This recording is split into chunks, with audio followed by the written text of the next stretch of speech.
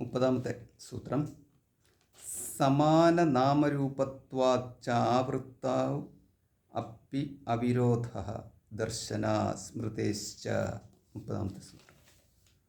അപ്പോൾ നമ്മൾ നോക്കിക്കൊണ്ടിരുന്ന വിഷയം ദേവന്മാർക്ക് ജ്ഞാനത്തിന് അധികാരമുണ്ടോ, കർമ്മത്തിന് അധികാരമുണ്ടോ, അടുത്തതായിട്ട് ഇനി ഉപാസനയ്ക്ക് അധികാരമുണ്ടോ, 3 ചോദ്യങ്ങളും ഉണ്ട് അവിടെ.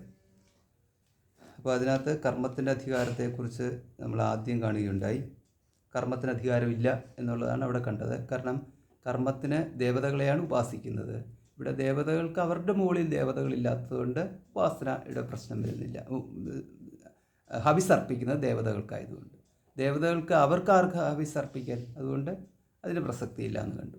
പിന്നെ രണ്ടാമതായിട്ടുള്ളത് ജ്ഞാനത്തിന് അധികാരമുണ്ടോ എന്നുള്ളതാണ്. അപ്പോൾ ജ്ഞാനത്തിന് അധികാരമുണ്ടോ എന്ന് കാണുമ്പോഴാണ് അവിടെ ഈ ചർച്ചകൾ വന്നുകൊണ്ടിരുന്നത്.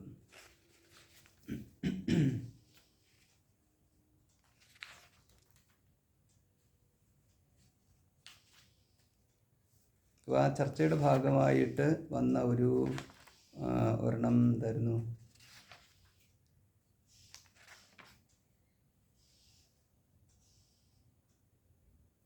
ശബ്ദേ ഇത് ചേത്, ശബ്ദത്തിൽ വിരോധം വരും. അപ്പോൾ ഇതിനകത്ത് ഈ ദേവന്മാരുടെ നിത്യത്വം, ജഗത്തിൻ്റെ നിത്യത്വം, ഇങ്ങനെയൊക്കെയുള്ള പലതും അവിടെ ചർച്ചയുണ്ടായി. ആ ചർച്ചയുടെ ഭാഗമായിട്ട് വേദത്തിൽ ഈ ദേവന്മാർക്ക് അതേമാതിരി ജഗത്തിനുമൊക്കെയുള്ള നിത്യത്വത്തെക്കുറിച്ചുള്ള പരാമർശമാണ് ഉണ്ടായത്. അപ്പോൾ അത് വന്നു കഴിഞ്ഞപ്പോഴത്തേക്ക് അവിടെ ഉണ്ടായ ചർച്ച എന്ന് പറയുന്നത് ഇതാണ്. ഈ വേദത്തിൽ നിത്യത്വം ദേവാദികൾക്കും ജഗത്തിനുമൊക്കെ പറയുമ്പോൾ അതേസമയം ഈ ദേവാദികൾക്കും ജഗത്തിനുമൊക്കെ ഉത്പത്തിയും പറയുന്നുണ്ട്. അപ്പോൾ ഇതെങ്ങനെയാണ് ഇത് തമ്മിലുള്ള വ്യത്യാസം? പിന്നെ അതേമാതിരി തന്നെ വേദമാണ് ദേവാദികൾക്ക് മൂലം അല്ലെങ്കിൽ പ്രപഞ്ചത്തിന് മൂലം എന്നുള്ള രീതിയിലുള്ള പ്രയോഗത്തിന് വിരുദ്ധമായിട്ടാണോ ജന്മാദ്യസ്യേതഃ എന്ന് പറഞ്ഞിരിക്കുന്ന സൂത്രം കിടക്കുന്നത്? ബ്രഹ്മത്തിൽ നിന്നാണ് ഇതെല്ലാം ഉണ്ടായതെന്ന് പറഞ്ഞു. അപ്പോൾ ഈ മാതിരിയുള്ള ഡിസ്കഷൻസ് ആണ് നമ്മളിവിടെ കണ്ടുകൊണ്ടിരുന്നത്, ഈ ഭാഗത്ത് കണ്ടുകൊണ്ടിരുന്നത്. അപ്പോൾ അതിൻ്റെ ഭാഗമായിട്ടുള്ളതാണ് അടുത്ത സൂത്രവും. അപ്പോൾ ആ സൂത്രത്തിൽ പറയുന്ന ഇതാണ്: സമാന നാമരൂപത്വാച്ച ആവൃത്തൗ അപി എന്ന്. അപ്പോൾ ആവൃത്തൗ അപി രണ്ടാമത്തെ സൃഷ്ടിയിലും. അപ്പോൾ ഇവിടെ സൃഷ്ടിയെക്കുറിച്ചാണ് പരാമർശിക്കുന്നത്. അപ്പോൾ ആവൃത്തൗ അപി ഓരോ ആവർത്തനത്തിലും, ആവർത്തനത്തിൽ എന്ന് പറയുമ്പോൾ അടുത്ത സൃഷ്ടിയിലെന്ന്, അടുത്ത സൃഷ്ടിയിലും സമാന നാമരൂപത്വാച്ച. അപ്പോൾ സമാനമായ നാമരൂപത്വത്താൽ എന്ന്, സമാനമായ നാമരൂപത്വം എന്ന് പറയുന്ന നാമരൂപത്വം എന്നവിടെ പറഞ്ഞിരിക്കുന്നത് മുൻ സൃഷ്ടിയിൽ എപ്രകാരമാണ് ഉണ്ടായതിന് അതിന് സമാനമായിട്ടുള്ളതാണ് അടുത്ത സൃഷ്ടിയിലും വരുന്നത്. അപ്പോൾ ഇവിടെ മുൻ സൃഷ്ടിക്കനുസരിച്ച് അടുത്ത സൃഷ്ടി ഇതൊക്കെ പറയുമ്പോൾ ഇതൊക്കെ നമ്മൾ ഒരു സമർത്ഥിക്കണം, യുക്തി കൊണ്ട് സമർത്ഥിക്കണം. അതാണ്. അപ്പം മുൻ സൃഷ്ടിക്കനുസരിച്ചിട്ട് ഈ സൃഷ്ടി എന്ന് പറഞ്ഞു കഴിയുമ്പോൾ അതെങ്ങനെയാണ് സാധ്യമാകുന്നത്? ഇത് സമർത്ഥിക്കണം. അത് നമ്മൾ സമർത്ഥിക്കുന്ന പുറത്തു നിന്നുള്ള ന്യായങ്ങളൊന്നും കൊണ്ടുവരേണ്ടതില്ല, വേദത്തിൽ നിന്ന് തന്നെയായിരിക്കണം എല്ലാം. കാരണം വേദമാണ് പ്രമാണം. വേദം മുൻ സൃഷ്ടി ഉണ്ടായിരുന്നു, പുനർസൃഷ്ടിയുണ്ട്, ഇങ്ങനെയൊക്കെയുള്ള കാര്യത്തിന് വേദം മാത്രമാണ് പ്രമാണം, അല്ലാതെ പ്രത്യക്ഷാദികളല്ല പ്രമാണം. അപ്പോൾ നമ്മൾ ആ ഒരു വ്യത്യാസം മനസ്സിലാക്കണം. വേദപ്രമാണം പ്രത്യക്ഷാദി പ്രമാണങ്ങൾ കൊണ്ട് സ്ഥാപിച്ചെടുക്കുവാൻ നമ്മൾ ശ്രമിക്കേണ്ടതില്ല. 2 പ്രമാണം, അധികാരം, ഭിന്നാധികാരത്വം ഉള്ളതുകൊണ്ട്. സാധാരണ പറ്റുന്ന ഏറ്റവും വലിയ അബദ്ധം എന്ന് പറയുന്നത് ഇതാണ്: വേദപ്രമാണം നമ്മൾ പ്രത്യക്ഷാദി പ്രമാണങ്ങൾ കൊണ്ട് സ്ഥാപിച്ചെടുക്കാൻ ശ്രമിക്കും. സയൻസ് എന്നൊക്കെ പറയുന്നത് പ്രത്യക്ഷ അനുമാനം കൂടെ ചേർന്നിട്ടുള്ളതിനെയാണ് സയൻസ് എന്ന് പറയുന്നത്. അല്ല അതിനപ്പുറത്തേക്ക് നമുക്ക് ഇവിടെ എടുക്കേണ്ട കാര്യമില്ല. സയൻസ് വേദത്തിൻ്റെ ഭാഗമാണ് തുടങ്ങിയിട്ടുള്ള രീതിയിൽ ഇവിടെ കൊണ്ടുവരേണ്ട കാര്യമില്ല. വേദം എന്ന് പറയുമ്പോൾ അതൊരു പറഞ്ഞു വെച്ചിരിക്കുന്ന കാര്യങ്ങൾ, അത് മാത്രമായിട്ട് നമ്മൾ വേദത്തെ എടുത്താൽ മതി ഇവിടെ. കാരണം സ്വർഗത്തെക്കുറിച്ച് പറഞ്ഞിരിക്കുന്നത്, പുനഃസൃഷ്ടിയെക്കുറിച്ച് പറയുന്നത്, ജീവാത്മാവിനെക്കുറിച്ച് പറയുന്നത്, പരമാത്മാവിനെക്കുറിച്ച് പറയുന്നത്, അപ്പോൾ ഇതൊക്കെയാണ് വേദത്തിൻ്റെ മുഖ്യ വിഷയമായിട്ടുള്ളത്. അപ്പോൾ ആ വിഷയത്തിൽ നമ്മൾ നിന്ന് കഴിഞ്ഞാൽ, അപ്പോൾ പൂർവ്വസൃഷ്ടിയെക്കുറിച്ച് പറഞ്ഞിട്ടുണ്ട് വേദത്തിൽ, പിന്നീട് അതിൻ്റെ ആവർത്തനമാണ് അടുത്ത സൃഷ്ടി എന്നും പറഞ്ഞിട്ടുണ്ട്. അപ്പോൾ ഇത് നമുക്ക് മറ്റൊരു തരത്തിലും സ്ഥാപിച്ചെടുക്കാൻ സാധ്യമല്ല. അതുകൊണ്ടാണ് നമ്മൾ മറ്റുള്ളതിനെ ഒന്നും ആശ്രയിക്കേണ്ടെന്ന് പറയുന്നത്. അപ്പോൾ അതെങ്ങനെ സാധ്യമാകും എന്നുള്ളതാണ് ഈ സൂത്രത്തിനെ ആസ്പദമാക്കിയിട്ടുള്ളതാണ് ഈ ഭാഷ്യത്തിൽ വരുന്ന ചർച്ചകൾ മുഴുവൻ ഇവിടെ. അവിരോധ എന്ന് അവിരോധ എന്നിവിടെ പറഞ്ഞിരിക്കുന്നത് വിരോധമില്ലാത്തതിനാൽ. ആർക്ക് വിരോധമില്ല എന്നുള്ളതാണ്. അപ്പോൾ ശബ്ദേ എന്ന് പറഞ്ഞിരിക്കുന്ന മുൻ സൂത്രം പറഞ്ഞിട്ടുണ്ടല്ലോ. അപ്പോൾ ഈ വേദത്തിൽ നിന്നാണ് ഈ ദേവന്മാരുടെയും പ്രപഞ്ചത്തിൻ്റെയൊക്കെ ഉത്പത്തി എന്നവിടെ പറഞ്ഞിരിക്കുന്നത് കൊണ്ട് ശബ്ദേ എന്നുള്ള പ്രയോഗമുണ്ട്. വേദമൂലം ഇങ്ങനെയൊക്കെ ഉണ്ടല്ലോ ആ ഒരു പ്രയോഗം. അപ്പം വേദത്തിൽ നിന്നാണ് എന്ന് പറയുന്നത് അതിന് അവിരോധം എന്നുള്ളതാണ്, അതിന് വിരോധമില്ല എന്നുള്ളതാണ് ഈ സൂത്രത്തിൽ പറഞ്ഞിരിക്കുന്നത്. അപ്പം ദർശനാത് സ്മൃതേശ്ച, അപ്പം സ്മൃതി കൊണ്ടും ദർശനം കൊണ്ടും എന്ന്. ഇവിടെ ദർശനാത്ത് സ്മൃതേശ്ച എന്ന് പറഞ്ഞാൽ ദർശനാത് എന്ന് പറഞ്ഞിരിക്കുന്ന ശ്രുതിയെയാണ്, സ്മൃതേശ്ച എന്ന് പറഞ്ഞിരിക്കുന്നത് സ്മൃതിയെയുമാണ്. ദർശനാത് സ്മൃതേശ്ച, ഈ വൈദിക ദർശനം അതാണ് ശ്രുതി എന്നവിടെ പറഞ്ഞിരിക്കുന്നത്. അല്ലാതെ നമ്മളിത് ദർശനാത്ത് എന്നുള്ളതിന് ദർശനവും ശ്രുതി എന്ന് പറഞ്ഞാൽ മറ്റർത്ഥത്തിലേക്ക് പോകരുത്. പ്രത്യക്ഷവും അനുമാനവും എടുക്കരുത്. ദർശനാത് സ്മൃതേശ്ച. അപ്പോൾ ഇവിടെയാണ് ഇനിയിപ്പം ചർച്ചകൾ വരുന്നത്. അപ്പോൾ എന്തൊക്കെയാണ് ഇതിനകത്ത് പ്രധാനമായിട്ട് വരാവുന്ന ചർച്ചകൾ? അപ്പോൾ ഇതിനകത്ത് പ്രധാനമായിട്ട് വരാവുന്ന ചർച്ചകളെന്ന് പറഞ്ഞ ഇതാണ്. ഒന്ന്, ഈ സംസാരത്തിന്, അതായത് ഈ സംസാരം എന്ന് പറയുമ്പോൾ അതിനകത്ത് ജഗത്തും വന്നു, ജീവനും വന്നു. ഇവർ രണ്ടുപേരും കൂടെ ചേരുമ്പോഴാണല്ലോ സംസാരം എന്ന് പറയുന്നത്. സംസാരം എന്ന് പറയുമ്പോൾ ജീവൻ്റെ ഗതിയാണ് സംസാരം. ജീവന് ഗതി ജീവന് സാധ്യമാവണമെന്നുണ്ടെങ്കിൽ ജഗത്തില്ലാണ്ട് ജീവന് ഗതിയും സാധ്യമല്ല. അപ്പം ജീവഗതി ആണ് സംസാരം. അപ്പം രണ്ടും കൂടെ ചേർന്ന് കഴിയുമ്പോൾ ജീവനും ജഗത്തും കൂടെ വന്നു കഴിയുമ്പോൾ മാത്രമേ സംസാരം എന്ന് പറയാൻ പറ്റത്തുള്ളൂ. നമ്മളിപ്പം സംസാരം എന്ന് പറഞ്ഞു കഴിഞ്ഞാൽ ജീവനും ജഗത്തും മാറ്റി നിർത്തിയിട്ടൊരു സംസാരം ഉണ്ടെന്ന് പറയാൻ പറ്റത്തില്ല. ജീവൻ്റെയും ജഗത്തിൻ്റെയും കൂടെയുള്ള ഒന്നിച്ചുള്ള പോക്ക്. ജീവനുണ്ടെങ്കിലേ ജഗത്തുള്ളൂ, ജഗത്തുണ്ടെങ്കിലേ ജീവനും ഉള്ളൂ. അപ്പോൾ അതിനുമുണ്ട്. അപ്പോൾ ജീവനും ജഗത്തും കൂടെ ഒന്നിച്ചു വരുന്നു, ഒന്നിച്ച് നിലനിൽക്കുന്നു, ഒന്നിച്ചു പോകുകയാണെങ്കിൽ ഒന്നിച്ചേ പോകത്തുള്ളൂ. അപ്പോൾ ഇതിനെയാണ്, അതുകൊണ്ട് ആ ഒരു രണ്ടിൻ്റെയും കൂടെ ഒന്നിച്ചുള്ള ആ ഗതിയാണ് പറഞ്ഞിരിക്കുന്നത് സംസാരം. അതുകൊണ്ടാണ് സമ്യക് സരതി, സഞ്ചരിച്ചുകൊണ്ടേയിരിക്കുക എന്നുള്ള പ്രയോഗം വന്നത്. അപ്പോൾ ആ സംസാര ഗതി എന്ന് പറയുന്നതാണ് ഉത്പത്തി സ്ഥിതി വിനാശത്തിൻ്റെ മേഖലയിൽ കിടക്കുന്നത്. അപ്പോൾ അതിനകത്താണ്. അപ്പം ജഗത്തിൻ്റെ ഉത്പത്തി എന്ന് പറയുന്നതും സംസാരം എന്ന് പറയാൻ കാരണം, ജഗത്തിൻ്റെ ഉത്പത്തി എപ്പോഴുണ്ടോ അപ്പോൾ ജീവോത്പത്തിയും ജീവനും അവിടെ ഉണ്ട് എന്ന് സാരം. അപ്പോൾ ഇവിടെ ഇപ്പോൾ ഈ വേദത്തിൽ നിന്നാണ് ഉദ്ഭവം പ്രപഞ്ചത്തിൻ്റേത് എന്ന് പറഞ്ഞാൽ, ഇവിടെ ഈ മുൻപുള്ള സൃഷ്ടിക്ക് വിരോധമായിട്ട് വരത്തില്ല എന്ന്. മുൻപ് സൃഷ്ടി എന്ന് പറഞ്ഞു കഴിഞ്ഞാൽ അതിന് സമാനമായ രീതിയിൽ പുനഃസൃഷ്ടി എന്ന് പറയുമ്പോൾ ഇവിടെ വേദത്തിൽ നിന്നാണ് സൃഷ്ടി വരുന്നതെന്ന് പറഞ്ഞാൽ എന്തൊക്കെയോ എവിടേക്കോ യോജിക്കാത്തതുപോലെ എന്നുള്ള ഒരു തോന്നലുണ്ടാവും. അപ്പോൾ അവിടെ അപ്പോൾ സംസാരം അനാദിയാണ്, ഒന്നാമത്തെ വാദം ഇതാണ്. അപ്പോൾ സംസാരത്തിന് ആദിയുണ്ട്, അന്ത്യമുണ്ട് എന്ന് പറഞ്ഞു കഴിഞ്ഞാൽ അത് സ്വീകരിക്കുന്നില്ല. പകരം സംസാരം അനാദിയാണ്. അപ്പം ജീവനും പറയുന്നത് അനാദികാല പ്രവൃത്തഃ എന്നുള്ള രീതിയിൽ, ഇത് നമ്മൾ വേദാന്തത്തിൽ ആദ്യം തൊട്ട് തന്നെ പറയുന്ന കാര്യമാണ്. സംസാരം അനാദിയാണ്, ജീവനും അനാദിയാണ് എന്നുള്ളത്. അപ്പോൾ അങ്ങനെ ഇരിക്കെ ഉപലഭ്യതേ ച അപ്യുപലഭ്യത ഈ പ്രകാരം ഒരു സൂത്രമുണ്ട്. ഈ സൂത്രത്തിൽ പറയുന്നത്, അത് 2:1:36 സംസാരത്തിൽ സാധാരണ ജനങ്ങൾ ഉറങ്ങി ഉണർന്നാൽ ഉറക്കത്തിന് മുമ്പുണ്ടായ സ്ഥിതിഗതികളെ തന്നെ ആവർത്തിക്കുന്നതായി കാണുന്നു. ഉറങ്ങി എണീറ്റ് കഴിഞ്ഞാൽ മുമ്പുള്ളതുപോലെ തന്നെ ഇപ്പോഴും തുടരുന്നു. അതുപോലെ തന്നെ ലോകമുണ്ടായി നിലനിന്ന നശിച്ച ശേഷം വീണ്ടും ഉണ്ടാകുമ്പോൾ മുമ്പത്തെ കൽപ്പത്തിൽ നടന്നതിനെ അനുസരിച്ച് തന്നെ പ്രവർത്തിച്ചു കൊണ്ടിരിക്കുന്നു. ഇതാണ് ഇവിടുത്തെ ന്യായം പറഞ്ഞിരിക്കുന്നത്. ഒരു വ്യക്തിയുടെ നിത്യ ജീവിതത്തിൽ സംഭവിക്കുന്ന ഉറക്കവും ഉണർവും എന്നതുപോലെ തന്നെയാണ് സമഷ്ടിയിലെ ഉത്പത്തിയും വിനാശവും എന്ന്. നശിക്കുന്നു. അപ്പോൾ ഇങ്ങനെ പ്രവർത്തിച്ചുകൊണ്ടിരിക്കുന്ന ലോകം ഒട്ടാകെ നശിക്കുന്നതിനെ സമഷ്ടി ലോകത്തിൻ്റെ ഉറക്കമായും പുനരുദ്ഭവിക്കുന്നതിനെ ഉണർവായും ധരിക്കണം എന്നാണ് ശ്രുതി ഉപദേശിച്ചിരിക്കുന്നത് എന്ന് സാരം. അതായത് ഇവിടെ ഇപ്പോൾ പറയുന്നത് ഒരു വ്യഷ്ടിയുടെ ഉറക്കത്തിനും ഉണർവിനും സമാനമാണ് ഈ സമഷ്ടിയുടെ സൃഷ്ടിയും വിനാശവും എന്ന് പറയുന്നിരിക്കുന്ന ഇത് രണ്ടും.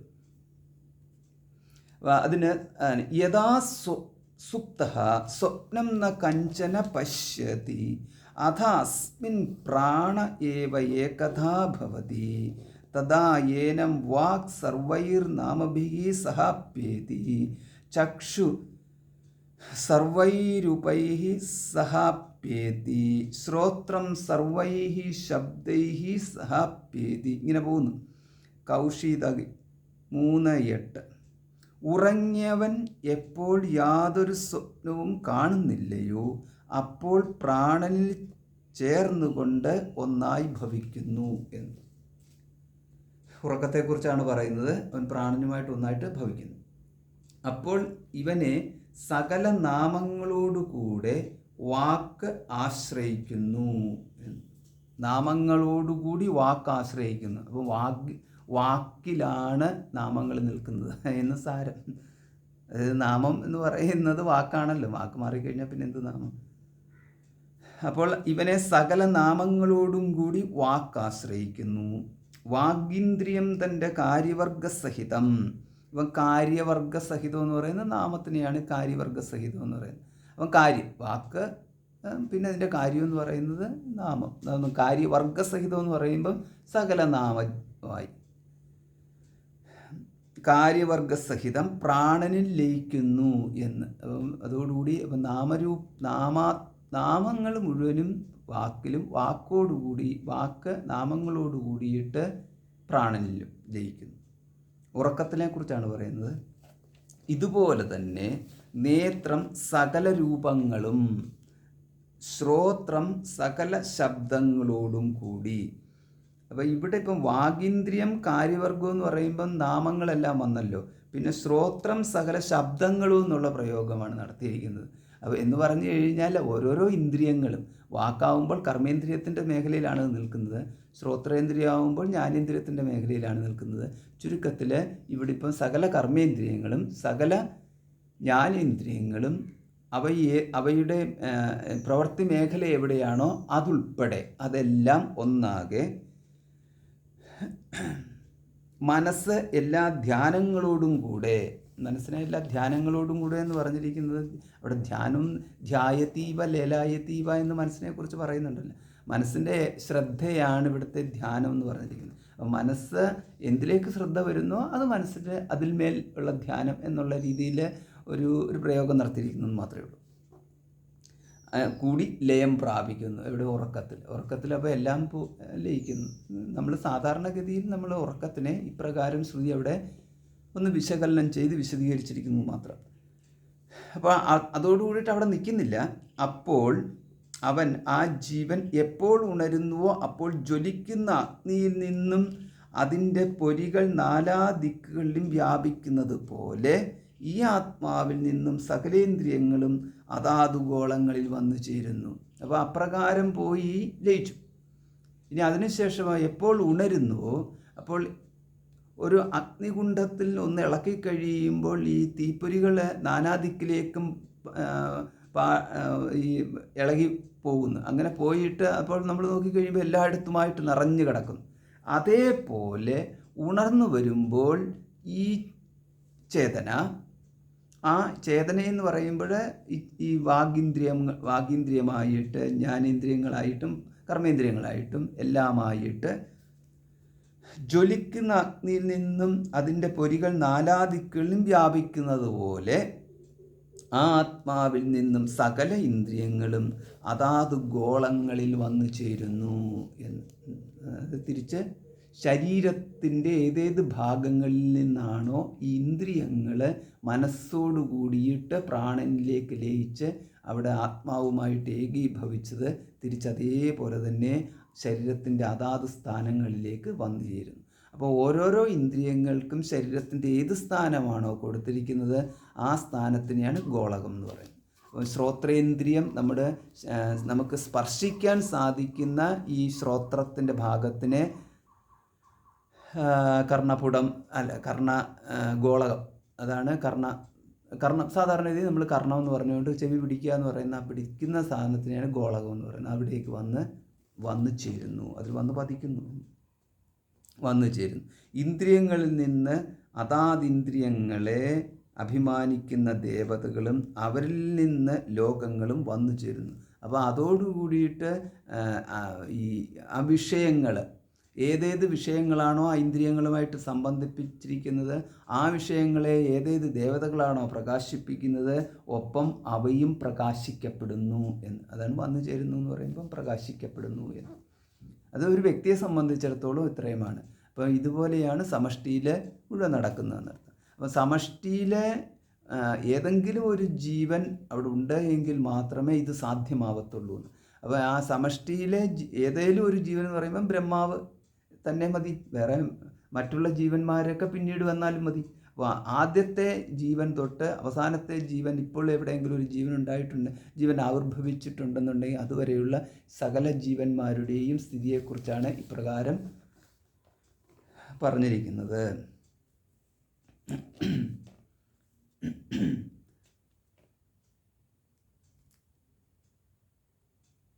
അപ്പോൾ ഇവിടെ ഒരു സംശയം ഉണ്ടാകുന്നു. ഉറങ്ങിയ പുരുഷൻ തന്നെയാണ് ഉണർന്നവന്, അവന് മാറ്റമില്ല. അപ്പോൾ അതാണ്, ഒരു വ്യക്തി ഉണർന്നാൽ അവൻ ഉറങ്ങിയവനല്ലേ ഉണരാൻ പറ്റത്തുള്ളൂ. പക്ഷേ സമഷ്ടിയുടെ കാര്യത്തിൽ അങ്ങനെയല്ലല്ലോ എന്ന്.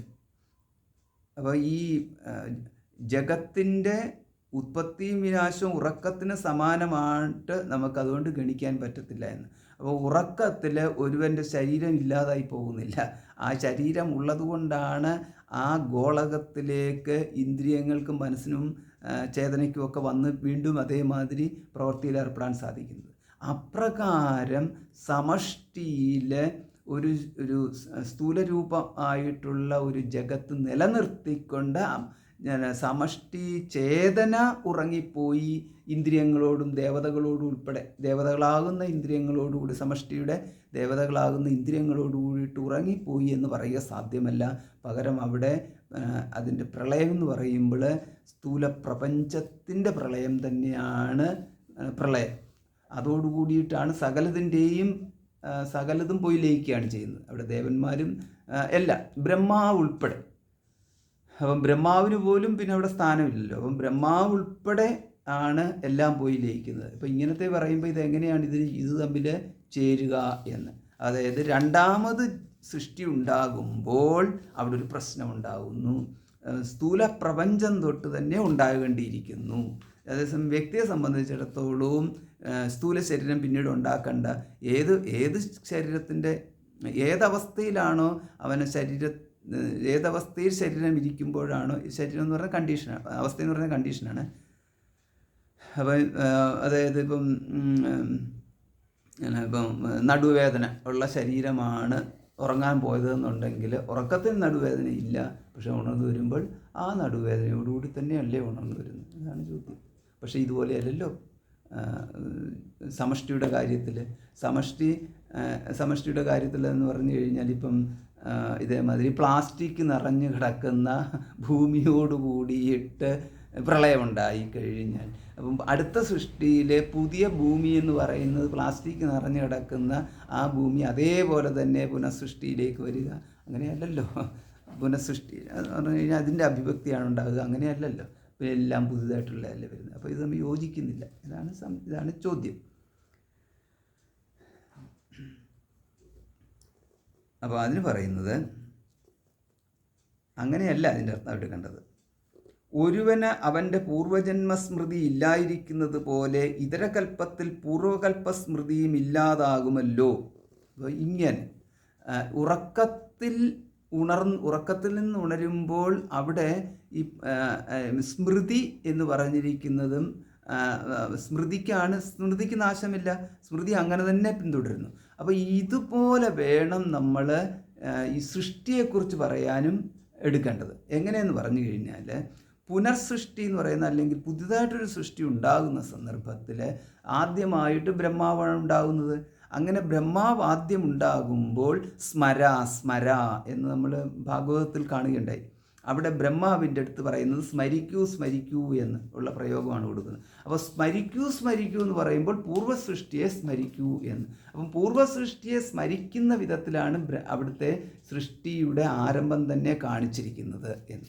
അപ്പോൾ അത് എങ്ങനെയാണോ ഉണർന്നു വരുന്നവൻ, അവന് ഇനി ഞാൻ ഓർക്കട്ടെ എന്ന് പറഞ്ഞുകൊണ്ട് അവന് സ്മരിക്കേണ്ട സങ്കല്പം വേണ്ട ആവശ്യമൊന്നുമില്ല.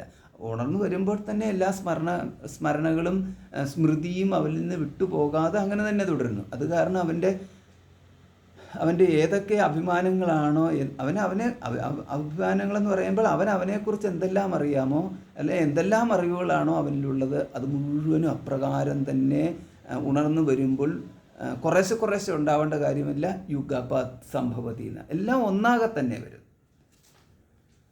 അപ്പോൾ എല്ലാം ഒന്നാകെ തന്നെ വരുന്നു. അല്ലാതെ ഓരോന്ന് ഇതിന് ശേഷം അവന് ഇങ്ങനെ കാണുമ്പം തന്നെ ഇത് ഓരോ ഉണർന്നു വരുമ്പോൾ ഉടനെ തന്നെ കാണുന്ന ആളിനെ ഞാൻ ഓർക്കട്ടെ, ഇവൻ ആരാണ്, ഇവളാരാണ്, ഈ പ്രകാരം ഒന്നും ചിന്തിക്കേണ്ട കാര്യം വരുന്നില്ല.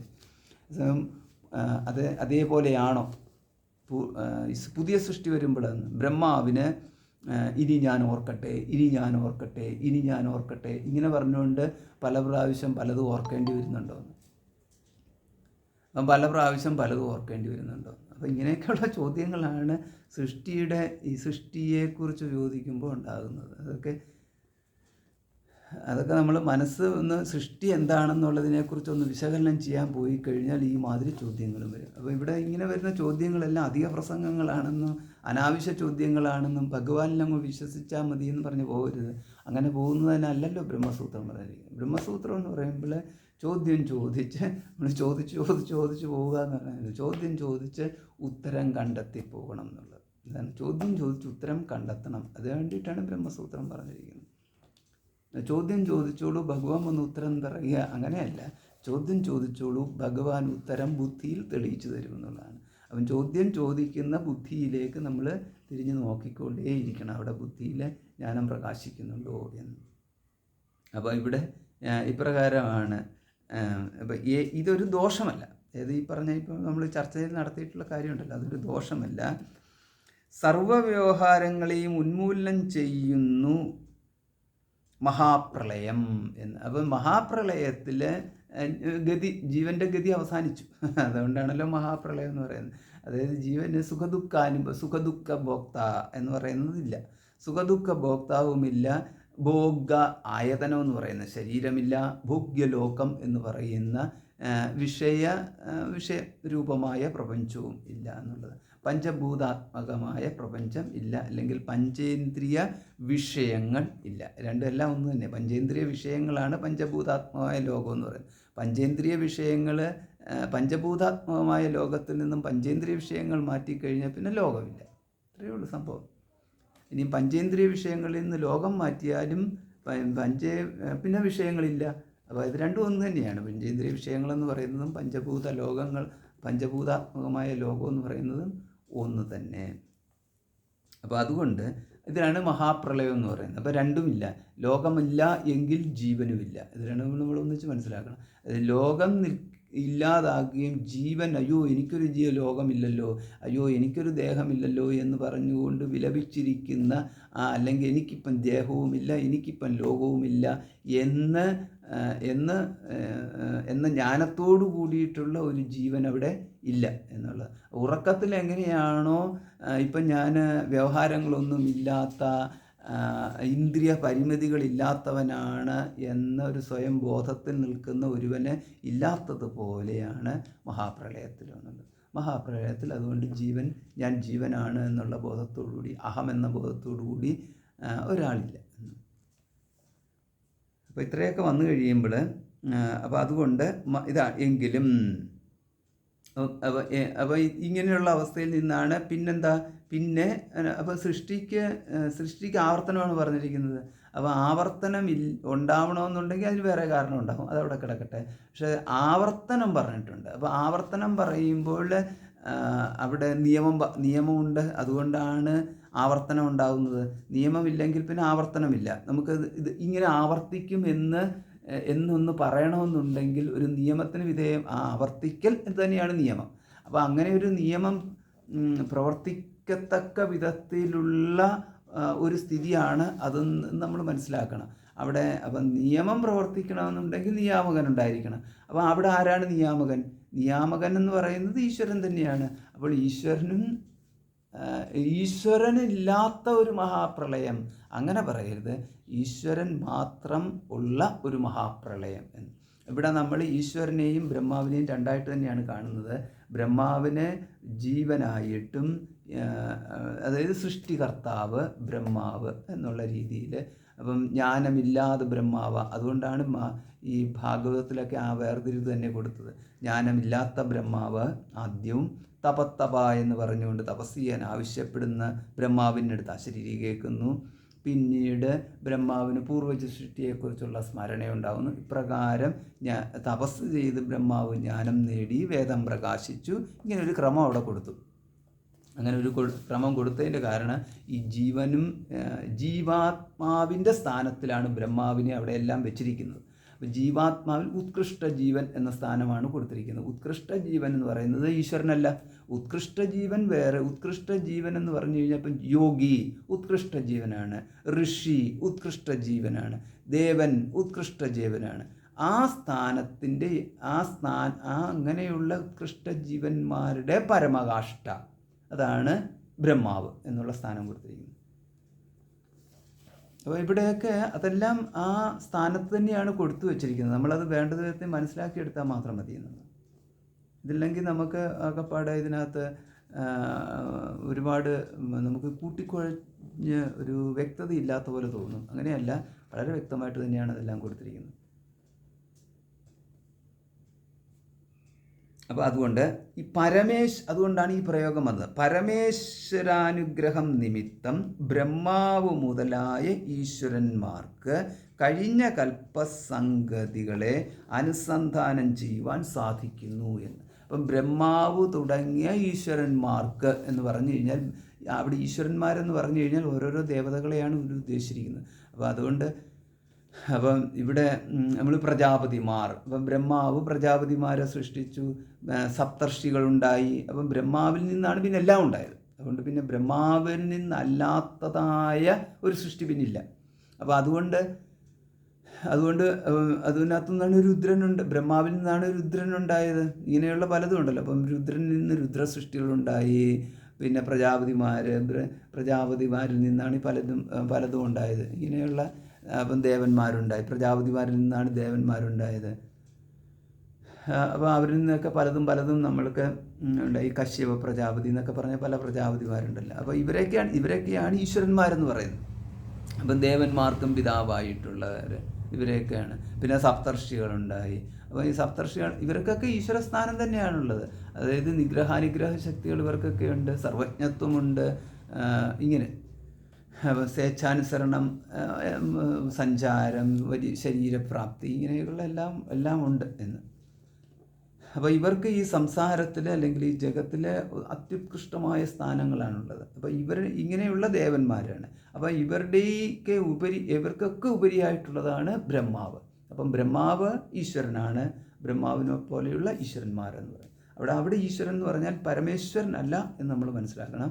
പരമേശ്വരൻ എന്ന് പറഞ്ഞു കഴിയുമ്പോൾ ബ്രഹ്മാവിൻ തുടങ്ങിയിട്ടുള്ളവരുടെ ആഗമനത്തിന് മുമ്പ് മഹാപ്രളയത്തിൽ യാതൊരുവൻ ഉണ്ടോ എന്ന്, മഹാപ്രളയത്തിലും സ്ഥിതി ചെയ്യുന്നതാണ് പരമേശ്വരൻ എന്നോട് പറഞ്ഞിരിക്കുന്നത്. അപ്പോൾ ആ പരമേശ്വരനാണ് ഇവിടെ ഭാഗവതത്തിലാണെങ്കിൽ ബ്രഹ്മാവിനും പ്രത്യക്ഷപ്പെട്ട വിഷ്ണു ആയിട്ടുള്ളത് എന്ന്. പരമേശ്വരൻ ഇവിടെ പറഞ്ഞിരിക്കുന്നതുകൊണ്ട് അവിടെ വിഷ്ണു എന്ന് പറഞ്ഞിരിക്കുന്നതും രണ്ടും ഒന്ന് തന്നെയാണ്. പരമേശ്വര ചൈതന്യത്തിനെയാണ് അവിടെ ഉദ്ദേശിച്ചിരിക്കുന്നത്. പരമേശ്വരാനുഗ്രഹം നിമിത്തം, അതുകൊണ്ടാണ് ഈ വരി വന്നത്. പരമേശ്വരാനുഗ്രഹം നിമിത്തം ബ്രഹ്മാവ് മുതലായ ഈശ്വരന്മാർക്ക് കഴിഞ്ഞ കൽപ്പസംഗതികളെ അനുസന്ധാനം ചെയ്യുവാൻ സാധിക്കുന്നുണ്ട് എന്ന്. അപ്പോൾ അവിടെ ബ്രഹ്മാവിന് പൂർവ്വ സൃഷ്ടിയിലെ സ്മൃതി ഉണ്ടായി. അപ്പം ബ്രഹ്മാവിന് മാത്രമല്ല സൃഷ്ടിയിൽ ആ സ്മൃതി ഉണ്ടായത്. ഈ ഈശ്വരന്മാർക്കൊക്കെ സ്മൃതിയിൽ ആർക്കൊക്കെയാണോ അവിടെ സ്മൃതി കിട്ടാൻ സാധ്യതയുള്ളത് അവർക്കൊക്കെ കിട്ടിയെന്ന് നമുക്ക് പറയേണ്ടി വരും. അവർക്കൊക്കെ കിട്ടി എന്നുള്ളത് ആ തരത്തിൽ എടുക്കാം നമുക്ക്. ബ്രഹ്മാവിനാണ് കിട്ടിയത്, പിന്നീട് ബ്രഹ്മാവിൽ നിന്നാണ് എല്ലാവർക്കും കിട്ടിയത് എന്ന്. അപ്പോൾ അതുകൊണ്ടാണ് ബ്രഹ്മാവിൽ നിന്ന് ഈ ദേവന്മാർക്ക് കിട്ടുന്നു, ഋഷിമാർക്ക് കിട്ടുന്നു, ഇപ്രകാരം നമുക്ക് പറയാം. അപ്പം ഈ ന്യായത്തിലൂടെയാണ് അപ്പം ഈ ഋഷിമാർക്ക് എങ്ങനെയാണ് വേദങ്ങൾ തപസ്സിലൂടെ കിട്ടിയത്.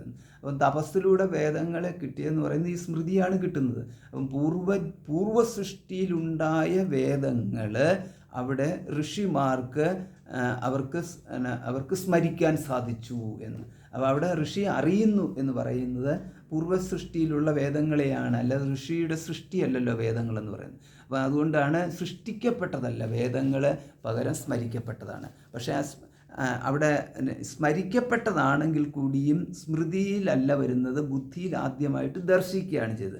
അതുകൊണ്ട് അവിടെ ശ്രുതി എന്ന് പറയുന്നത് ശ്രവിച്ചു എന്നുള്ള രീതിയിലാണ് അവിടുത്തെ പ്രയോഗം വന്നത്, ശ്രുതി എന്ന്. പിന്നീട് സ്മൃതി എന്ന് പറയുമ്പോൾ അവിടെ ആ ഋഷിമാർ അറിഞ്ഞതിനെ ആസ്പദമാക്കി രചിച്ചതാണ് സ്മൃതി എന്ന് പറയുന്നത്. അതുകൊണ്ട് വേദത്തിനെ ശ്രുതി എന്നും പിന്നീട് വന്ന പുരാണ ഇതിഹാസങ്ങളൊക്കെ സ്മൃതി എന്ന രീതിയിലേക്ക് മാറി എന്നുള്ളത്. അല്ലാതെ നമ്മളത് ഇപ്പം വേദവും സ്മരിച്ചതല്ലേ അതുകൊണ്ട് അതിനെ സ്മൃതി എന്നല്ലേ പറയേണ്ടത്, അങ്ങനെയല്ല. അപ്പം ആദ്യമായിട്ട് പൂർവത്തിലുണ്ടായിരുന്ന വേദങ്ങളെ ആദ്യമായിട്ട് ശ്രവിച്ചു എന്നാണ് അവിടെ പറയുന്നത്. അപ്പം ശ്രവിച്ചു എന്ന് പറഞ്ഞു കഴിഞ്ഞാൽ ധ്യാനത്തിലൂടെയാണ് ശ്രവിച്ചതും അവിടെ. അപ്പം അവർ ധ്യാനത്തിൽ ശ്രവിച്ചു എന്നാണ് അതിൻ്റെ അർത്ഥം. അപ്പം ധ്യാനത്തിൽ ശ്രവിച്ചു എന്ന് പറയുന്നത് മുമ്പുണ്ടായിരുന്നത് പ്രകാശിക്കുകയാണ് ചെയ്തതെന്ന്. ആ പ്രകാശിച്ചതിനെ മറ്റൊരു വാക്കിൽ ഇവിടെ സ്മൃതിയിലേക്ക് കൊണ്ടുവന്നിരിക്കുന്നു എന്ന് പറയുന്നത് മാത്രമേ ഉള്ളൂ. മുമ്പുണ്ടായിരുന്നത് ഇപ്പോൾ കൊണ്ടുവന്നു എന്നുള്ള അർത്ഥത്തിലാണ്. അപ്പോൾ അവിടെ നമ്മൾ തെറ്റിപ്പോകരുത്.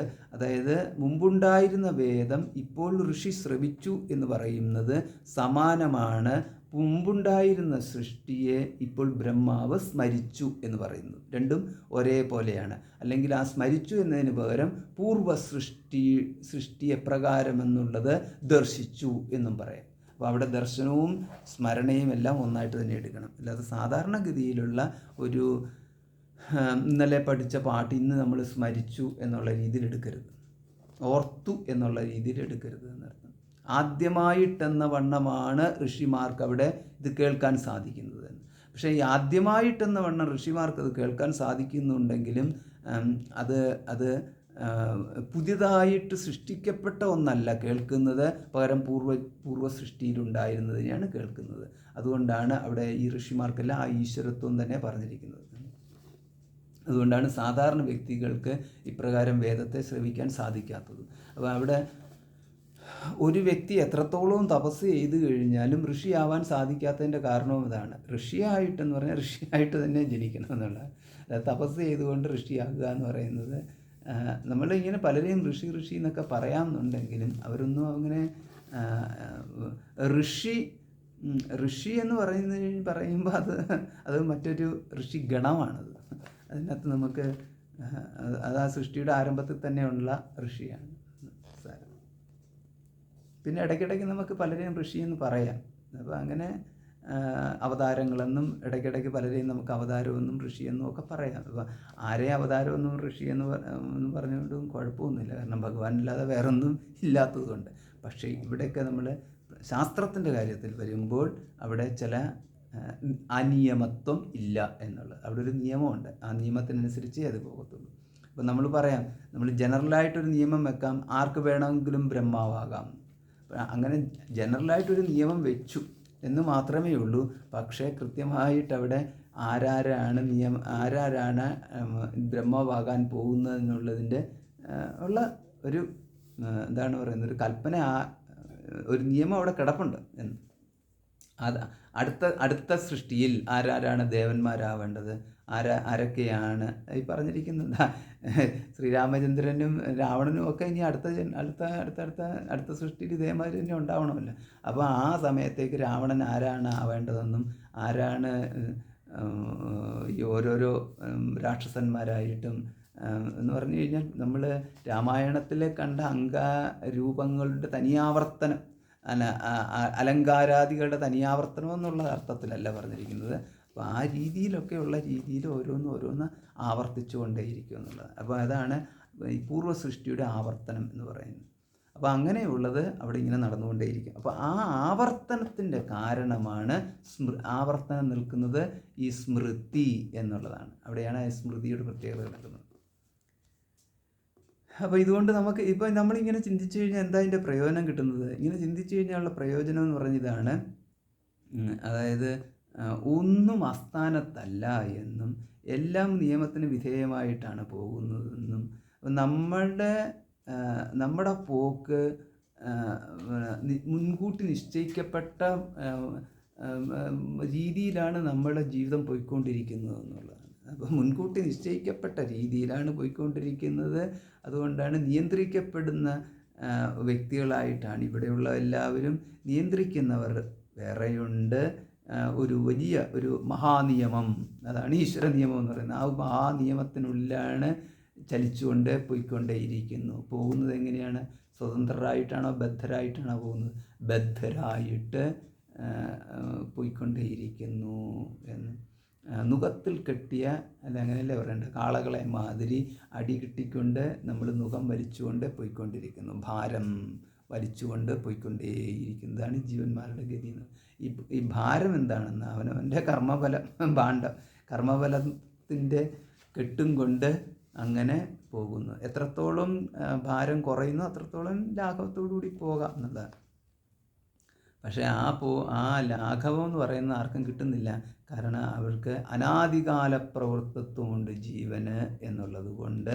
സംസാരത്തിന് ആദിയില്ല എന്ന് കണ്ടു, ജീവനാദിയില്ല എന്ന് പറഞ്ഞാൽ അനാദിയാണ് ജീവഗതി എന്ന് കണ്ടു എന്ന് പറഞ്ഞു കഴിഞ്ഞാൽ, അപ്പോൾ അതുകൊണ്ട് ഓരോരുത്തരുടെയും കർമ്മഫലത്തിൻ്റെ ഈ ഭാണ്ഡത്തിൻ്റെ വെയിറ്റ് എത്രയാണെന്ന്, അനാദിയാണ്. തുടക്കം എന്ന് പറയുന്നത് അനാദിയാണ്. അപ്പോൾ ഇതിനകത്ത് നിന്ന് എവിടെയൊക്കെ നമുക്ക് കർമാധികാരം ഉണ്ടായിരുന്നോ ആ കാലങ്ങളിലൊക്കെ സമ്പാദിച്ചു കൂട്ടിയതിൻ്റെ വെയിറ്റ് കൊണ്ട് ആ വെയിറ്റ് എടുത്തുകൊണ്ട് വലിച്ചുകൊണ്ട് നടക്കണമെന്നുള്ളതാണ്.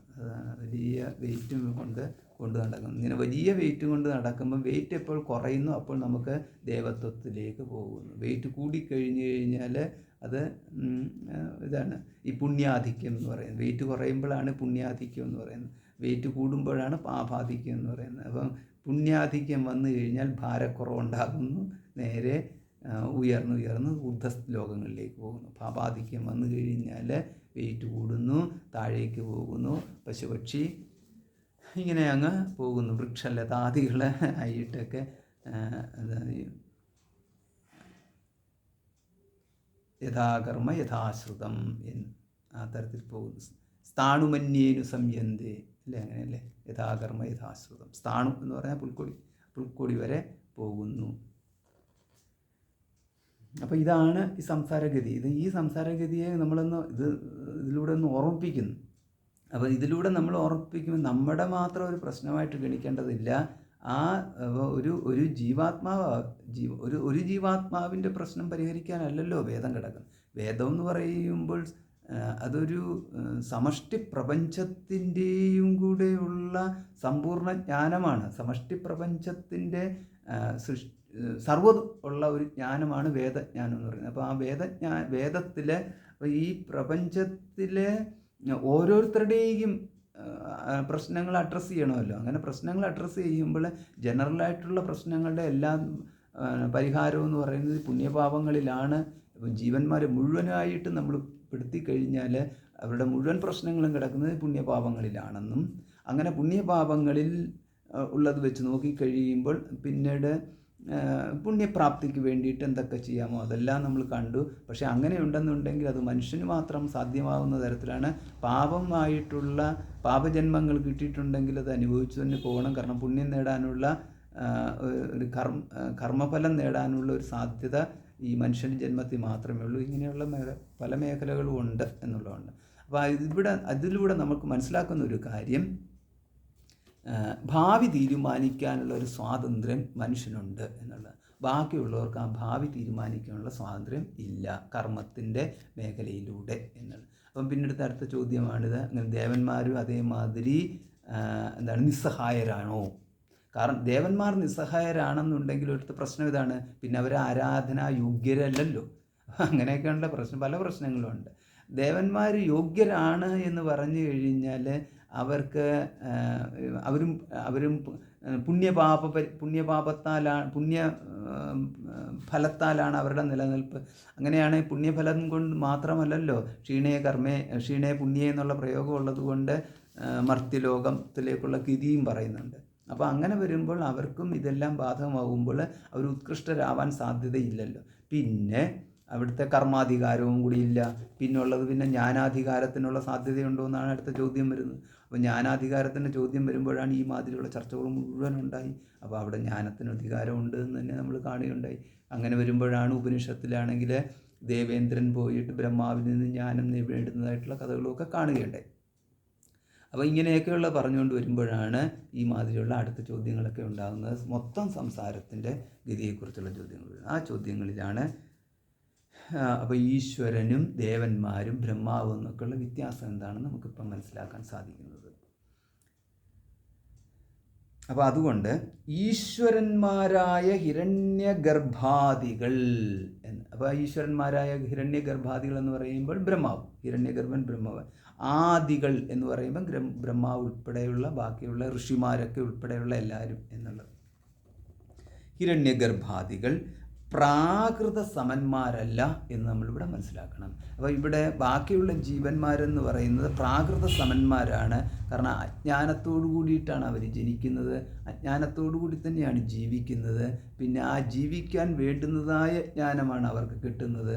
ജീവിക്കാൻ വേണ്ടുന്നതായ ജ്ഞാനം അജ്ഞാനത്തിൻ്റെ ഉള്ളിൽ സ്ഥിതി ചെയ്യുന്ന ജ്ഞാനമാണ്. ആ ജ്ഞാനത്തിൽ അഭിമാനമായിട്ട് അവർ അജ്ഞാനമില്ലാത്തവരായിട്ട് സ്വയം ധരിച്ച് നടക്കുന്നു എന്ന് മാത്രമേ ഉള്ളൂ.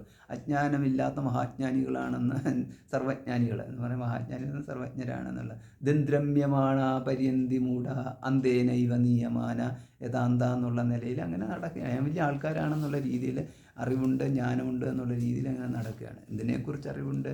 ശരിയും തെറ്റും ഞങ്ങൾക്കറിയാം എന്നുള്ളതാണ്. അപ്പോൾ ശരിയും തെറ്റും അറിയാം, ഇതാണ് ശരി എന്നുള്ള ഉറച്ച നിശ്ചയത്തിലോടുകൂടി പോയിക്കൊണ്ടിരിക്കുന്നവർ.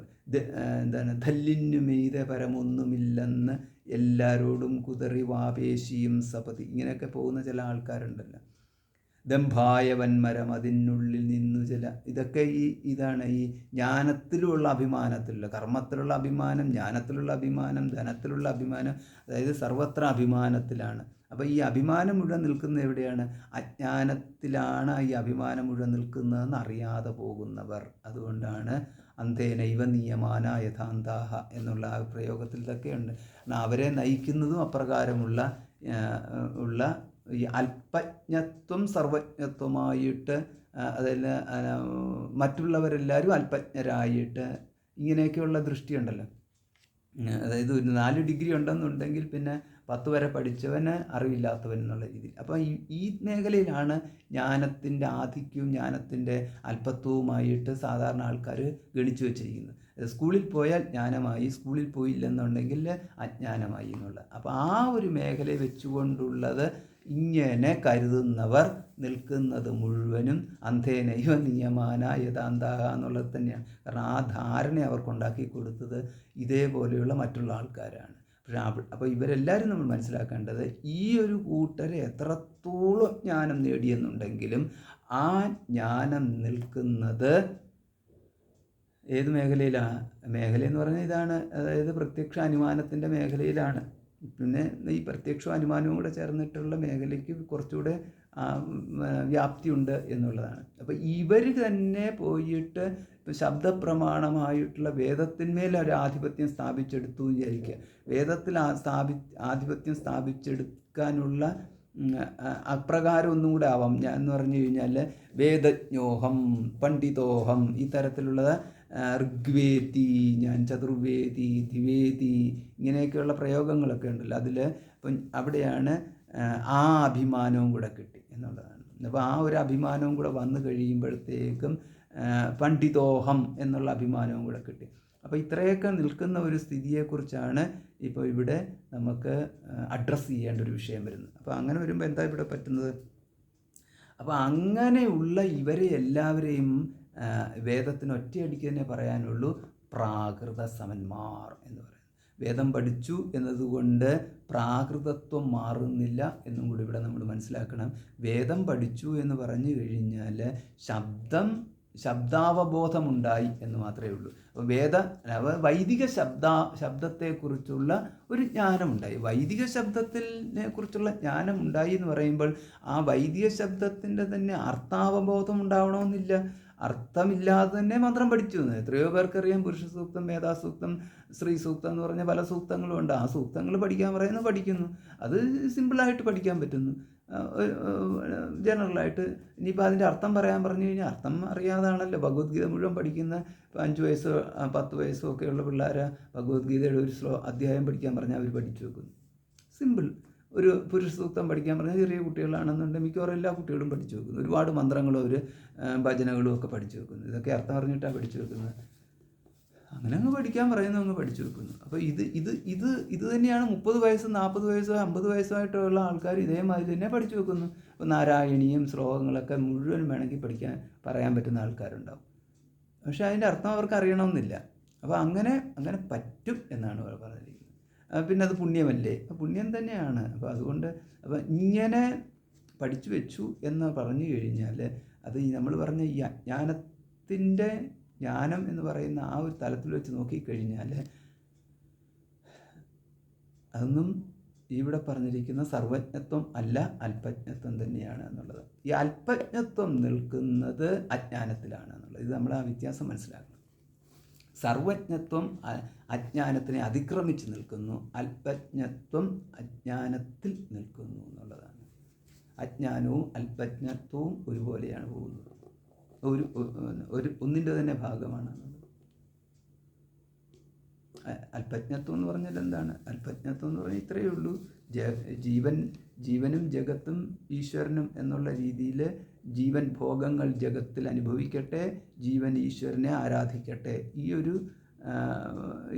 ഇങ്ങനെ വിചാരിച്ചു പോകുന്നതും ഈ സംസാരത്തിൽ തന്നെയാണ്. ഇതാണ്. അപ്പം അതുകൊണ്ട് ഇതിനകത്തൊന്നും ആരും ഒന്നും രക്ഷപ്പെട്ടിട്ടില്ലെന്ന്, എല്ലാവരും ഇതിനുള്ളിൽ തന്നെയാണ് കിടക്കുന്നത്. അപ്പം ഇങ്ങനെ വന്നു കഴിയുമ്പോഴാണ് ഇതിന് സമമാണ് ബ്രഹ്മാവ് എന്ന് പറഞ്ഞു കഴിഞ്ഞാൽ അല്ല. ബ്രഹ്മാവിന് അവിടെ ഉത്കൃഷ്ടത്വമുണ്ട്. ആ ബ്രഹ്മാവ് ഇതിനെ അതിക്രമിച്ച് നിൽക്കുന്നു.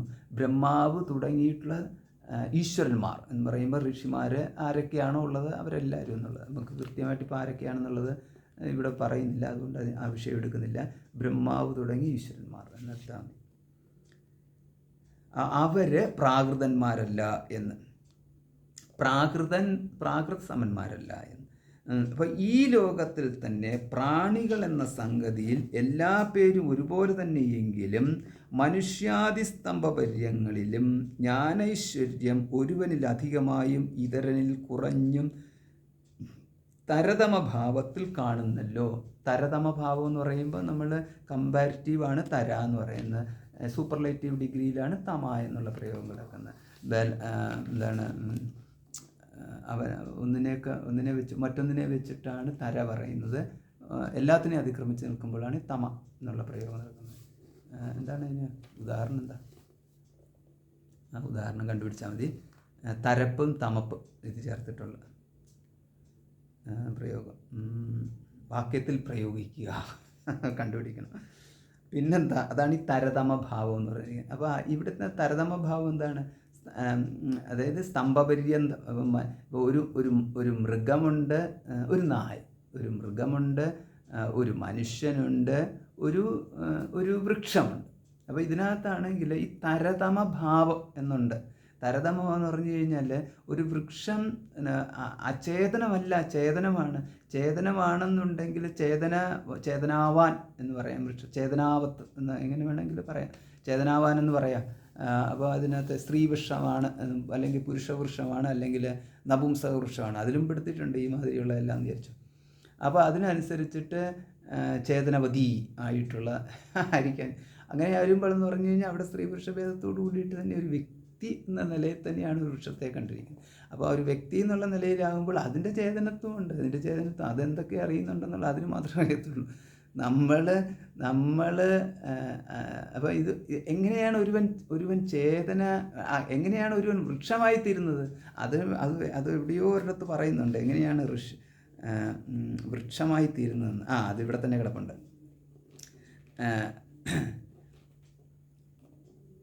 അതായത് ഇങ്ങനെ ഒരു പ്രയോഗം ഇവിടെ കിടപ്പുണ്ട്. ശ്രുതിയും ഋഷികളെയും അറിഞ്ഞുകൊണ്ട് തന്നെ മന്ത്രങ്ങളെ ഉപാസിക്കണം എന്ന്. അപ്പം ശ്രുതി, അതുകൊണ്ടാണ് ഗായത്രി, ഛന്ദഃ, വിശ്വാമിത്ര ഋഷി, ഇങ്ങനെയൊക്കെയുള്ള പ്രയോഗം ഉണ്ടല്ലോ. അപ്പോൾ അതുകൊണ്ടാണ് ഈ ഛന്ദസ്സും ഋഷിയും ഒക്കെ അറിഞ്ഞു പറയണമെന്ന് പറയും. അപ്പോൾ അതുകൊണ്ടാണ് ശ്രുതിയും ഋഷികളും അറിഞ്ഞുകൊണ്ട് വേണം മന്ത്രങ്ങളെ ഉപാസിക്കണം എന്ന് ശാസിക്കുന്നു.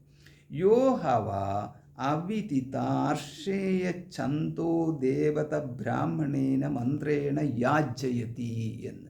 അപ്പോൾ ഏതൊരുവനാണോ അറിയാതെ, അവിദിത എന്ന് അറിയാതെ, എന്തിനെക്കുറിച്ചൊക്കെയാണ്?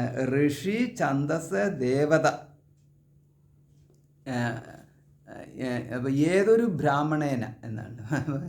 അപ്പോൾ ഏതൊരു ബ്രാഹ്മണനാണോ ഋഷി, ഛന്ദസ്, ദേവത തുടങ്ങിയവയെ അറിയാതെ മന്ത്രേണ യാജയതി വാ അധ്യാപയതി എന്ന്. അപ്പം ഇങ്ങനെ അറിയാതെ ഏതൊരു ബ്രാഹ്മണനാണോ യജിപ്പിക്കുകയും ഒക്കെ ചെയ്യുന്നത്, അപ്പോൾ അവിടെ പുരോഹിത സ്ഥാനത്ത് നിന്നുകൊണ്ടാണ് യജിപ്പിക്കുക എന്ന് പറയുന്നത്. അപ്പോൾ യാജയതി, യജിപ്പിക്കുക, അത് മറ്റുള്ളവർക്ക് വേണ്ടിയിട്ട് പുരോഹിത സ്ഥാനത്ത് നിന്ന് ബ്രഹ്മാധ്വര്യ ഋത്തിക്ക് എന്നൊക്കെ പറഞ്ഞിട്ടുള്ള സ്ഥാനമുണ്ടല്ലോ. അപ്പോൾ ഇവിടെ യജമാനന് വേണ്ടിയിട്ട് ഹവിസ് ഒക്കെ അർപ്പിക്കുന്നു എന്നുള്ളത്. അപ്പോൾ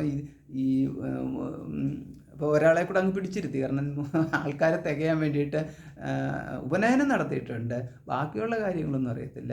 പിന്നെ കുറച്ച് മന്ത്രങ്ങളും കാണാതെ പിടിച്ചു വെച്ചിട്ടുണ്ട്. ആ മന്ത്രങ്ങളോട് കാണാതെ പിടിച്ചു വെച്ചിരിക്കുന്ന മന്ത്രങ്ങൾ, അല്ലെങ്കിൽ പുസ്തകം നോക്കി പറഞ്ഞാലും മതി എന്ന് പറയും. പുസ്തകം നോക്കി പറഞ്ഞിരിക്കുന്നു, അങ്ങനെ പറഞ്ഞുകൊണ്ട്, പുസ്തകം നോക്കി പറഞ്ഞുകൊണ്ട് കുഴപ്പമില്ല. പക്ഷേ കാണാതെ പറയുന്ന രണ്ട് വരി പഠിച്ചു വെച്ചിട്ടുണ്ട്. ആ 2 വരിയും കൊണ്ടിരിക്കുകയാണ്. അപ്പോൾ അതിനകത്ത് പുസ്തകം നോക്കി പറയുന്നത് ശരിയല്ലല്ലോ. അതുകൊണ്ട് 4-5 വരി പഠിച്ചു വെച്ചിട്ടുണ്ട്. അപ്പോൾ ആ വരിയും കൊണ്ടിരിക്കുകയാണെന്ന് വിചാരിച്ചു. അപ്പോൾ ഇങ്ങനെയൊക്കെയുള്ളത്, അല്ലെങ്കിൽ കുറച്ചേറെ പഠിച്ചു വെച്ചിട്ടുണ്ടെന്ന് വിചാരിച്ചു. അതുകൊണ്ട് ഇങ്ങനെയൊക്കെയാണ്. പക്ഷേ ഇത് വേണ്ട വിധത്തിൽ അറിയാതെ എന്നുള്ളതാണ്. അതാണ് കൃത്യമായിട്ട് എന്താണ് അവിടെ പറഞ്ഞിരിക്കുന്നതെന്ന് അറിയാതെ മന്ത്രേണ യാജയതി എന്ന് മറ്റുള്ളവർക്ക് വേണ്ടിയിട്ട് യജ്ഞം ചെയ്യുന്നു. വാ അധ്യാപയതി, പിന്നെ പഠിപ്പിക്കുകയും ചെയ്യുന്നതാണ്. ഒരുവൻ മറ്റൊരുവനെ മന്ത്രം പഠിപ്പിക്കുന്നു. മന്ത്രത്തിലപ്പം ഈ ബാക്കി കാര്യങ്ങൾ, അറിയേണ്ടതായിട്ടുള്ള കാര്യങ്ങളൊന്നും പഠിപ്പിക്കുന്നില്ല, ചൊല്ലാൻ പഠിപ്പിക്കുന്നു. അങ്ങനെ ചൊല്ലാൻ പഠിപ്പിച്ചു പോകുന്നു. അതാണ് അധ്യാപയതി. അങ്ങനെ ആയിക്കഴിഞ്ഞാൽ അധ്യാപയതി വാ സ്ഥാണും വർച്ചതി ഗർത്തം വാ പ്രതിപദ്യത്തെ എന്ന്. അപ്പം അങ്ങനെയുള്ള ആൾക്കാർ തസ്മാദേതാനി മന്ത്രേ അമന്ത്രേ വിദ്യാ, മന്ത്രേ വിദ്യാത്, അമന്ത്രയല്ല, മന്ത്രേ വിദ്യാത്. ഓരോ മന്ത്രത്തോറും ഇത് അറിയണം. അറിഞ്ഞുകൊണ്ട് വേണം ഉപദേശിക്കാനും യജ്ഞം ചെയ്യിപ്പിക്കാനും ഒക്കെ. അങ്ങനെ ചെയ്തില്ലെങ്കിൽ എന്തു പറ്റുമെന്ന, ഏതൊരുവൻ ഋഷി, ഛന്ദസ്, ദേവത, ബ്രാഹ്മണം മുതലായവ അറിയാതെ മന്ത്രങ്ങളെ കൊണ്ട് അന്യനെ യജിപ്പിക്കുകയോ അന്യന് ഉപദേശിക്കുകയോ ചെയ്യുന്നു, അവൻ വൃക്ഷമായിട്ടോ നരകത്തിൽ വീഴുന്നവനായിട്ടോ ഭവിക്കും. അതാണ് സ്ഥാണും എന്നുള്ളത്. സ്ഥാണും വാ വർച്ചതി ഗർത്തം വാ പ്രതിപദ്ധ്യത. ഗർത്തം എന്ന് പറയുന്നത് നരകത്തിനെയാണ്. അല്ലെങ്കിൽ അവൻ വലിയൊരു കുഴിയിലേക്ക് വീഴുന്നതാണ് ഗർത്തം എന്ന് പറഞ്ഞിരിക്കുന്നത്. അവൻ വലിയ കുഴിയിലേക്ക് വീഴുന്നു പറഞ്ഞു കഴിഞ്ഞാൽ നരകത്തിൽ. ഈ പതനം എന്ന് പറയുന്നുണ്ടല്ലോ, നമ്മൾ സ്വർഗത്തിലേക്ക് പതിക്കുക എന്ന് പറയത്തില്ലല്ലോ. അപ്പം പതനം എന്ന് പറയുമ്പോൾ നിൽക്കുന്ന സ്ഥിതിയിൽ നിന്ന് താഴേക്കുള്ളതിനെയാണല്ലോ പതനം എന്ന് പറയുന്നത്. അപ്പം നരകേ പതനം എന്നാണ് പറയുന്നത്. അത് നരകഗതി എന്ന് പറയുന്നത് നരകേ പതനം എന്ന് പറയുന്നത്. സ്വർഗത്തിലേക്ക് പതനമില്ല. അപ്പോൾ അതുകൊണ്ട് അവൻ ഗർത്തത്തിലേക്ക് വീഴുന്നു. അപ്പം പതനം എന്ന് പറയുമ്പോൾ നിൽക്കുന്നിടത്തുനിന്ന് താഴേക്കാണ്. അതുകൊണ്ടാണ് ഗർത്തം എന്നുള്ള പ്രയോഗത്തിലേക്ക് വരുന്നത്. അപ്പോൾ സ്ഥാണു, അതാണ് നമ്മുടെ ഇവിടുത്തെ പ്രതിപാദ്യ വിഷയം. അപ്പോൾ ഈ വൃക്ഷം എന്ന് പറഞ്ഞു കഴിഞ്ഞാൽ സ്ഥാണുമായി. അപ്പോൾ ഇപ്പോൾ ഒരു വൃക്ഷത്തെ കണ്ടു കഴിഞ്ഞാൽ ആരായിട്ട് നമ്മൾ മനസ്സിലാക്കണം. അപ്പോൾ എല്ലാ വൃക്ഷങ്ങളും പണ്ട് മന്ത്രം തെറ്റിച്ച് അർത്ഥമറിയാതെ മന്ത്രം ജപിച്ചവനാണെന്നുള്ള അർത്ഥം എടുക്കരുത്. എല്ലാ വൃക്ഷങ്ങളുടെയും ഇടയ്ക്ക് ഒരു വൃക്ഷം ചിലപ്പോൾ അർത്ഥമറിയാതെ മന്ത്രം ജപിച്ചവനും ആവാം എന്ന് പറയും. അപ്പോൾ ഇങ്ങനെയാണ് നമ്മുടെ ശാസ്ത്രത്തിൻ്റെ പോക്ക്. അപ്പോൾ എന്തിനാണ് അങ്ങനെ പറഞ്ഞിരിക്കുന്നത് എന്ന് പറഞ്ഞു കഴിഞ്ഞാൽ ഒന്നും നിസ്സാരമായിട്ട് കാണണ്ട എന്നർത്ഥം. ഇന്ന് നമ്മൾ വലിയ ആളാണെന്ന് പറഞ്ഞ് മഹാനായിട്ട് കൊണ്ട് നടക്കുന്ന ആൾ, അവർ മരിച്ചതിന് ശേഷം എപ്പോഴെങ്കിലും അടുത്ത ഒരു വൃക്ഷമായിട്ട് നേരെ നമ്മൾ തന്നെ നട്ട് വളർത്തുന്ന ഒരു വൃക്ഷമായിട്ട് ചിലപ്പോൾ അവിടെ കിടപ്പുണ്ടാവും എന്നുള്ളത്. ഇങ്ങനെയൊക്കെയാണ് ലോകത്തിൻ്റെ ഗതി. നമ്മൾ തന്നെ ആ തരത്തിലായിരിക്കും. അപ്പോൾ ഇതിനകത്തൂടെ നമ്മൾ എന്താ മനസ്സിലാക്കുന്നത്? ഇതിനകത്തൂടെ നമ്മൾ മനസ്സിലാക്കുന്നത് നമ്മുടെ ആ ഒരു സാമൂഹിക ബന്ധം മനുഷ്യരിൽ മാത്രം 4 പേര് എൻ്റെ അടുത്ത് മിണ്ടുന്നവരും ഒക്കെ ഉള്ളവർ മാത്രമാണ് എൻ്റെ സ്വന്തക്കാരെന്നുള്ള രീതിയിലുള്ള ആ സാമൂഹിക ബന്ധത്തിന് പ്രസക്തിയൊന്നുമില്ല എന്നുള്ളത്. മുറിയിലൊരു പല്ലിയുണ്ടെന്നുണ്ടെങ്കിൽ, ഒരു പാറ്റയുണ്ടെന്നുണ്ടെങ്കിൽ, ഒരു ഉറുമ്പുണ്ടെന്നുണ്ടെങ്കിൽ, അപ്പോൾ ഇതിനകത്ത് ഈ ഗർത്തം എന്നുള്ള പറഞ്ഞല്ലോ. അപ്പോൾ ഇതൊക്കെയാണ് ഇങ്ങനെ ഒരു വൃക്ഷമാവാമെന്നുണ്ടെങ്കിൽ ഒരു പാറ്റ ആയിക്കൂടെ, ഒരു പല്ലി ആയിക്കൂടെ. അപ്പോൾ ഇതൊക്കെ ഇങ്ങനെ ചുറ്റുപാട് നടക്കുമ്പോൾ ചുമ്മാ കാണുന്നതിനൊന്നും അടിച്ചു കൊല്ലണ്ട, വെട്ടി ഉപദ്രവിക്കണ്ട എന്ന് സാരം. അതുകൊണ്ട് ഇപ്പം വെട്ടി എന്നുള്ളതുകൊണ്ട് കുഴപ്പമില്ല, അല്ല എന്നുണ്ടെങ്കിൽ ഒന്നിനെ കൊന്നു എന്നുള്ളതുകൊണ്ടും കുഴപ്പമില്ല. അപ്പോൾ അതതിൻ്റെ കർമ്മഫലം അനുഭവിക്കും എന്നുള്ള. പക്ഷേ അതിൻ്റെ അധികാരം നമുക്കില്ല എന്നുണ്ടെങ്കിൽ നമ്മൾ ചെയ്യാൻ പോകേണ്ട നടത്താൻ. അധികാരമുള്ളവർ ചെയ്യട്ടെ, അതിൻ്റെ ഫലം അവർ അനുഭവിക്കട്ടെ എന്നുള്ള. അല്ലാതെ ഇതെല്ലാം എൻ്റെ ഉത്തരവാദിത്വമാണ്, കാണുന്ന പാറ്റയെ മുഴുവൻ ചവിട്ടിക്കൊല്ലല്ല എൻ്റെ ജീവിത ലക്ഷ്യമാണ്. ഇപ്രകാരം ഈ എന്താണ് ടിക്-20 എന്തോ ഒരു സാധനം ഉണ്ടല്ലോ, ടിക്കോ എന്തോ ഒന്നുണ്ട്, ഇതും പിടിച്ചുകൊണ്ട് നടക്കേണ്ട കാര്യമില്ല എന്നുള്ള. പിന്നെന്നുണ്ട് എന്തെങ്കിലുമൊക്കെ ആവട്ടെ. അപ്പോൾ ഇതെന്താ പറഞ്ഞു കഴിഞ്ഞാൽ നമ്മൾ മനസ്സിലാക്കണം, ഇതിനകത്ത് ഒരു പക്ഷേ മുജ്ജന്മത്തിൽ ആരാധ്യനായിരുന്ന വ്യക്തിയാവാം ഈ ജന്മത്തിൽ ഈ പറയുന്ന ആരാധ്യൻ എന്ന് പറഞ്ഞു കഴിഞ്ഞാൽ ചിലപ്പോൾ ആധ്യാത്മികതയിൽ ആരാധ്യനാവാം, ചിലപ്പോൾ ജാതി മഹിമ, കുലമഹിമ, ധനമഹിമ, പദവിയുടെ മഹിമ, മന്നവനാകിലും എന്നൊക്കെ ഉണ്ടല്ലോ, എന്താ കൃപ കൂടാതെ പീഡിപ്പിച്ച രാജാവ്, എന്താ കൃമിയായിട്ട് എന്നൊക്കെയുള്ള പ്രയോഗം ഉണ്ടല്ലോ, അതൊക്കെ ഈ ആശയങ്ങളിൽ നിന്ന് വന്നതാണ്. അപ്പോൾ ഇങ്ങനെയൊക്കെ വരും. അപ്പോൾ അതുകൊണ്ടാണ് ഇവിടെ നമ്മൾ എല്ലാത്തിനോടും ഒരു എമ്പതി എന്ന് പറയുമല്ലോ, നമ്മളൊരു കൃപ, അതാണ് കൃപ കാണിച്ച് കടന്നു പോവുക എന്നുള്ളതാണ്.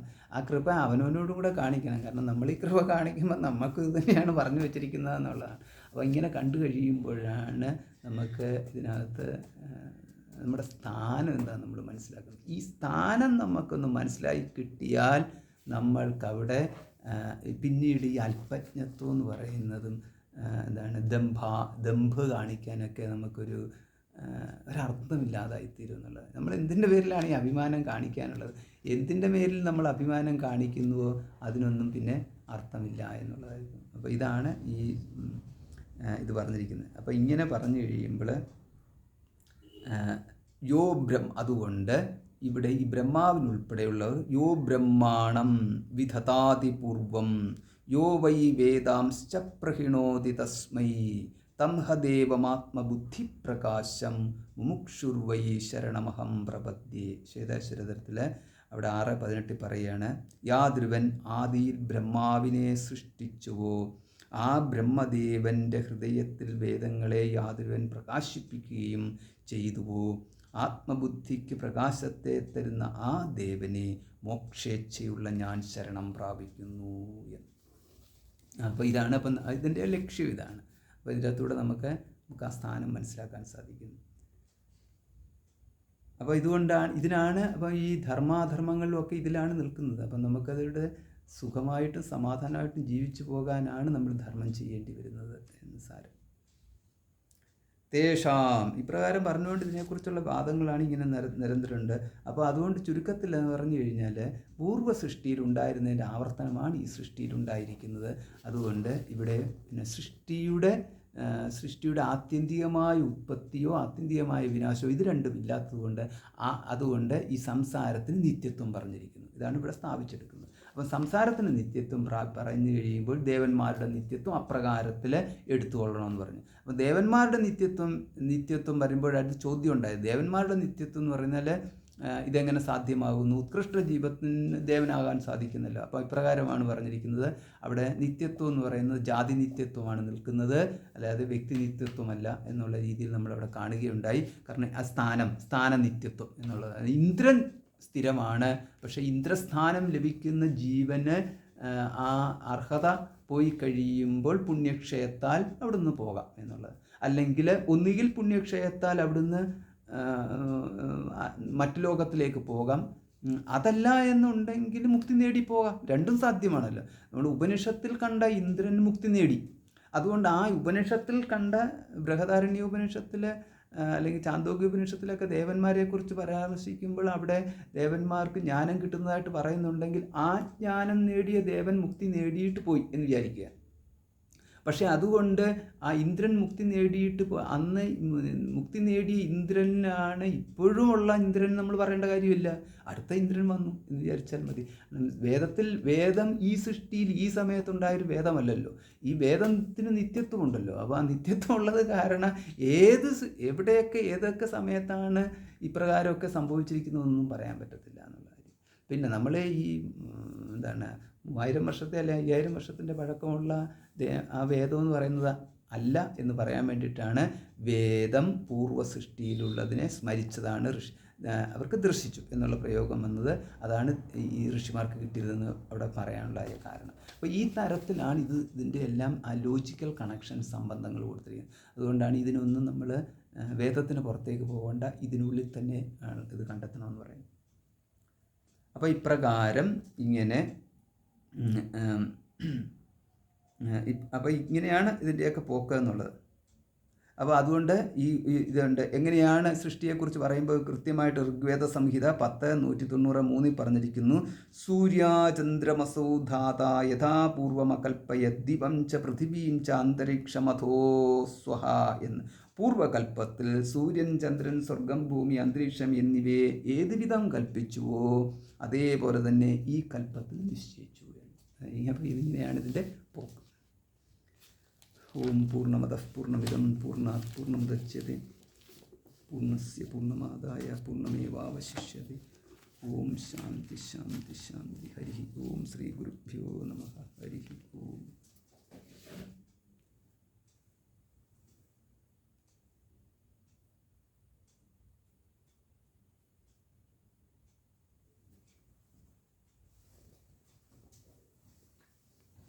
സംശയം എന്തെങ്കിലും ഉണ്ടോ?